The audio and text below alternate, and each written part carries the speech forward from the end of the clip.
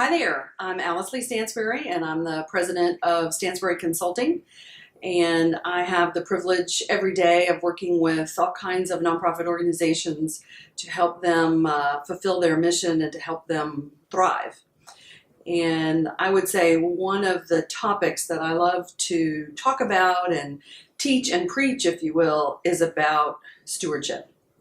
Because in my experience, actually as a development officer, as a board member, and in my role as a consultant, I find that nonprofits who do a better job of stewardship, which is not the thank you letter, but everything that comes after the thank you letter and before you've earned the right to ask again, are the nonprofits whose fundraising programs are really not just surviving, but thriving. Stewardship for some organizations is only the thank you letter. And so one of the things that I really encourage organizations to do is to either develop a stewardship plan or to think about ways to incorporate stewardship actually into their overall development plan, so that it's not an afterthought and it's not a, well, if we get time, we'll make some phone calls, or if we get time, we'll send some handwritten notes. It really becomes a part of your day-to-day practice. It's a way to really engage your donors and learn more about them, why they give to your organization, why they give at the levels that they give. And the better job you do of building those relationships, a couple things happen. Number one, you build donor loyalty. Which is really the holy grail of fundraising. It's not about how do I just get a donation, it's about how do I develop a donor. It's also a way to learn more, like I said, about the people who are making those gifts. And by doing that, you position your organization to be much more likely to receive or to solicit or to have earned the right to ask for a much bigger gift beyond where they may be giving when you first encounter them or when they make their first time gift. So I'm a huge advocate for stewardship, and there's a little soapbox right here, right under my chair, that you can't see, but it's there. So if you're not engaged in stewardship, if your stewardship efforts need some tweaking, I really encourage you to look at that.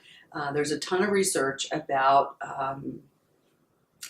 the fact that donor attrition is really the single biggest challenge in fundraising. We're doing a great job of donor acquisition. We're casting out our nets all the time, but then we're letting, depending on which report or study you're looking at, as many as 70 to 80% of those fish go. So rather than coming up with one more strategy and one more golf tournament and one more, let me whip together a little direct mail appeal and see if we can get it out and raise another $20,000 between now and the end of the fiscal year, let's look back at the donors who love us the most and cultivate a relationship with them and earn the right to ask them for a second gift or for larger gifts.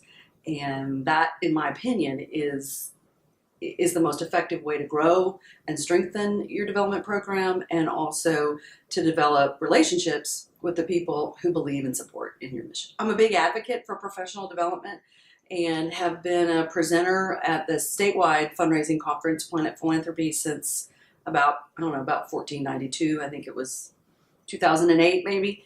And I think it's vital, not only for development staff, but also for CEOs to invest in their education in regards when it comes to fundraising.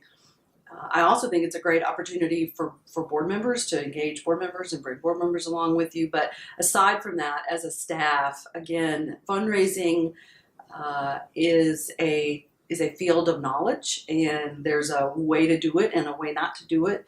And that body of knowledge is vast, deep and vast. And I think to grasp all of those concepts and learn how to incorporate and blend what you know about donor relationships and what you know about individual giving and what you know about engaging volunteers and blending all those things together. One of the best ways to do that is to invest in your own professional development in regards to fundraising. And there's plenty of opportunities in local communities through AFP chapters, Association of Fundraising Professionals, and also management support organizations like Nonprofits First, and others around the state and international fundraising conferences. So if you're not taking advantage of it, you really should, and I encourage you to do so. It will make a meaningful and measurable difference in your fundraising results.